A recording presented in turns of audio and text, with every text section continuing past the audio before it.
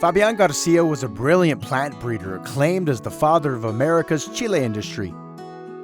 Many varieties of chile peppers grown today, including the Anaheim, owe their genetic base to Fabián García's New Mexico No. 9 cultivar.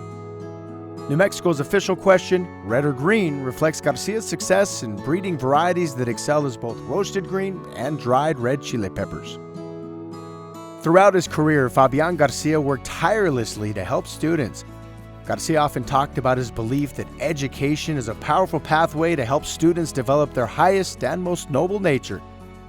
He also understood the importance of bilingualism, communicating and publishing scientific papers in both Spanish and English. Fabián García never knew his birth parents. As a baby, he was adopted by a couple named García in Chihuahua, Mexico.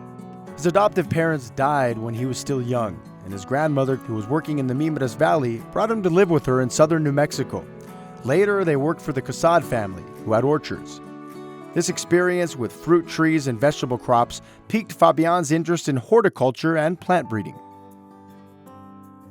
At Las Cruces College, later New Mexico College of Agriculture and Mechanic Arts, and now New Mexico State University, he learned about genetics, the inheritance of traits from parents to offspring, and how this could lead to new varieties of plants. García made extensive crosses with several different chile varieties to explore what characteristics would be most helpful to New Mexico farmers. He worked with local farmers to grow out these new varieties. After working with many chile crosses, García chose the New Mexico No. 9, a long green chile similar to those we use today for chile rellenos, green chile cheeseburgers, and green enchiladas.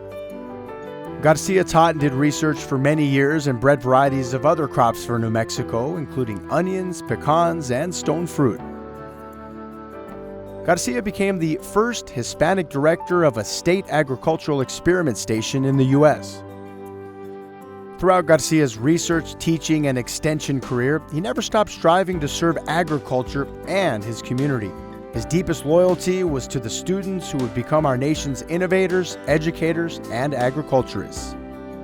When he died, he left a portion of his estate to establish affordable, on-campus housing for Hispanic students at New Mexico State University. In his will, he wrote, "I want to help, for I know their hardships."